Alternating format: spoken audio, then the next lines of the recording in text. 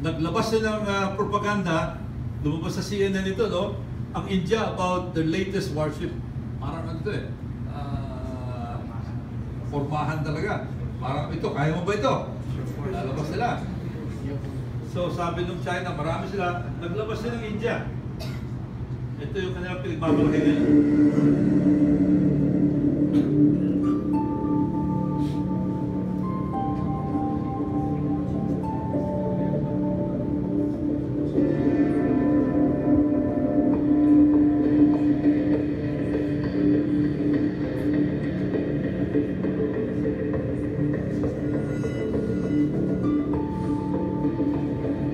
It's a big destroyer, 7,500 tons. 30 knots.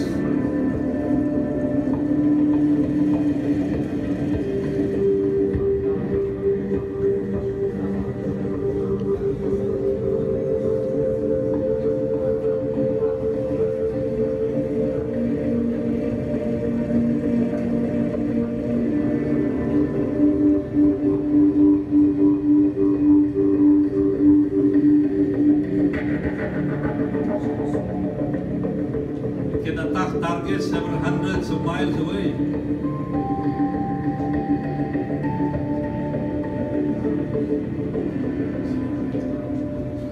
Ayan, so yun ang saywar ng India. Kaya mag-alala, ang Philippines malapit na maglabas ng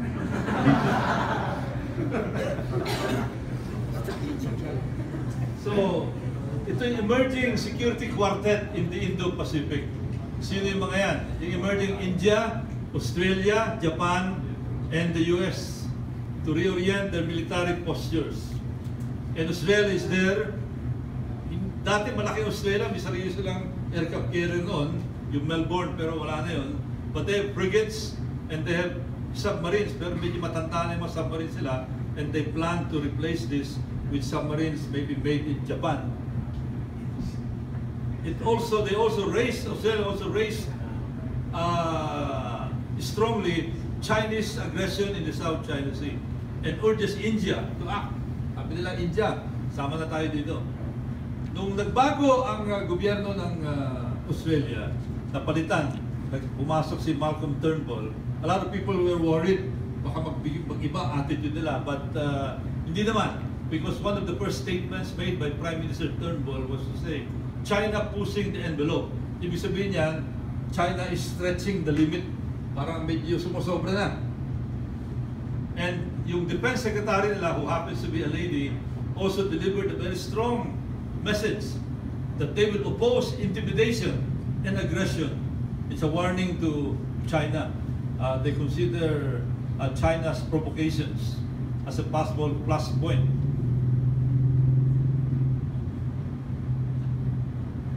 Vietnam is there also. Vietnam's economy is not as big as our economy, but somehow they're able to invest a lot of money for their military build-up. And that's understandable, that immediate neighbor nila. Magkatabi sila sa dagat, magkatabi sa lupa, sa China. And they recently ordered $3.2 billion worth of Kilo-class submarines from Russia. 6 of them. Ito yung Kilo-class. And I understand that 3 of them have been delivered already. Pag ito na-deploy ng maayos, nagamit ng maayos, this is going to be a danger to the PLA Navy in the South China Sea. Mahirap din labanan ito. Kaya yung question, saan pa ang Russia? Saan pa pumapanig ang Russia? We don't know. Sometimes Russia seems to favor China, pero bakit nila aarmahan yung Vietnam na kalaban ng China? Bakit nila bibigyan ng weapon? So, we don't know what's going to happen there. And that's Vietnam. They have Sukhoi planes, they have submarines. Ito naman yung mga combatant ships, no, in the area. Ito yung China. And then here are the other powers, Japan, Indonesia, 303. Philippines ito. Ito naman yung Maritime Law Enforcement. Yan yung Bureau of Fisheries nila, yung Coast Guard, Maritime Surveillance. China, ito yung China 205, Japan 78, Vietnam 55, Philippines 4, Malaysia 2, Indonesia 8. Sobrang dami. Ito yung mga white ships na tinatawag. Mga puting vapor, pero ginagamit nila pang bangga, pang intimidate, saka yung water cannons. Mabuti nila, European Council also raised concern. Medyo pumapanig sa atin kasi nakikita nila yung danger. G7 also, strong opposition to the South China Sea land reclamation. Ito tutukoy nila. And ASEAN, very surprisingly, dati ang ASEAN was a little timid. Parang nag-neutral, no? Pero in the last Foreign Ministers Summit, they issued a very strong statement, and this was started by the host Prime Minister, Najib, who made a statement that ASEAN should take a more active role in safeguarding regional security, including handling overlapping territorial claims. So pumosisyon na rin ang Malaysia, pumosisyon na rin ang ASEAN to a certain extent, and ASEAN issued a statement with regard to the reclamations. Yan yung sa Kuala Lumpur. Ito naman ang Pilipinas, well, of course, our primary weapon is diplomacy. Siyempre, cool tayo, cool. And we filed the case in the tribunal, and we're forming alliances. Pinapalakas natin, naghahanap tayo ng marami kakampi, US, Japan, India, Australia, and Vietnam. We have the MDT. Ang MDT natin, make no mistake about it, kasama ang KIG dyan. Kasi alam mo, meron tayong puwersa sa KIG. Under the MDT, if elements of the Philippine Armed Forces are attacked, o kaya Philippine vessels, Philippine aircraft are attacked in the Pacific area, then that will be considered an attack under the Mutual Defense Treaty. Ang South China Sea is part of the Pacific area. Kaya kasama yan. Then we have EDCA. Kaya lang, ito yung mga rotational bases. Kaya lang, na-question ito sa Supreme Court. It's taking the Supreme Court a long time. But we need this kasi kailangan natin doon sa mapalakas natin yung Subic, yung Ulugan, yung Clark, para magamit din ng ating treaty ally. At nabanggit na kanina yung strategic triangle, we must prepare with the Japan-Philippines Alliance and of course our AFP modernization program.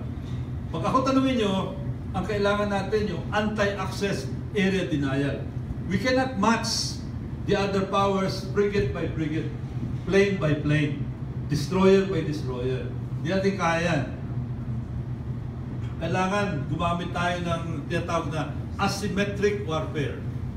Anti-access area denial. Halimbawa, example, during the Second World War, yung mga Japanese army would not hesitate to attack yung mga headquarters, yung mga taguan ng mga American guerrillas and Filipino guerrillas. Pero ayaw nilang pumasok doon sa mga lugar ng mga AITAS sa Zambales. Why?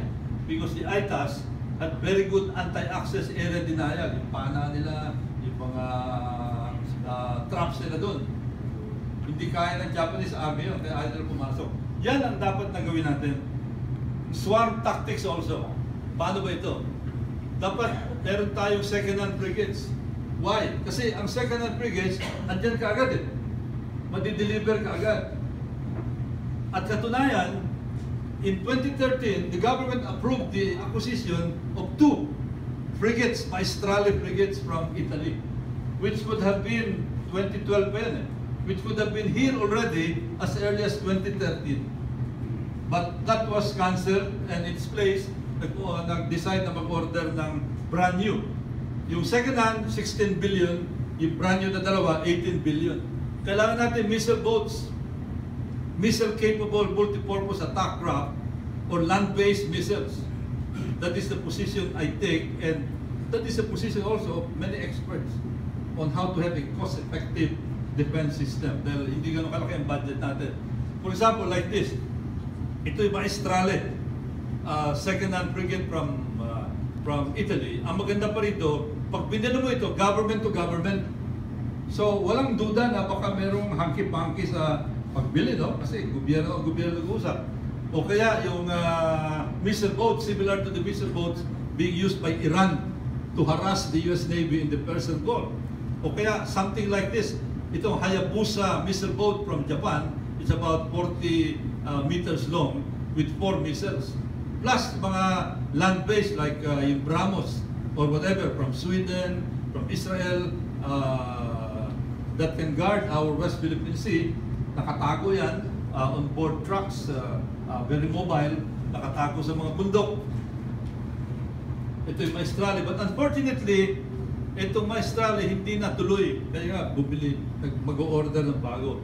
Ang eroplano naman, pwede rin bumili ng second hand, but the government decided to buy this FA-50, 12 of them, to the tune of about 18 billion from Korea. Now, ano ba ang pinakamalaking threat na hinaharap ng bansa? I will quote the National Security Advisor in a former hearing last May in the Senate. Ang sabi niya, the South China Sea Road is the biggest security threat faced by the Philippines. Walang kumontra sa kanya doon. So dapat doon tayo nakakonsentrate. Of course, meron tayong internal security problem. Pero ito ang mas malaki. Because mas malaki ang katapat natin dyan. Meron dapat na shore-based missile system, but this is already explained. I will not debate this. They decided to cancel this or postpone it to 2017 para makabili ng mga helmets and vests for the Philippine Army. Ito, BrahMos, no? Ito mga BrahMos mobile system. Ito ba? Ang maganda kasi, pag meron kang anti-ship missiles, nakatago sa mga bundok-bundok or even on board mga missile boats, if you are the opposing commander of a squadron, no? Destroyer squadron, frigate, iisipin mo yan eh. Parang ikaw papasok ang Japanese sa gubat, isipin mo kami nakabang na papadain ka dyan. Siyempre, matatakot ka rin, mamamatay ka rin dyan eh. So, it would be good to have anti-ship missiles na nakatago so that the other commander will think twice before entering and abusing our exclusive economic zone. Ito, mag-aabang sa kanya.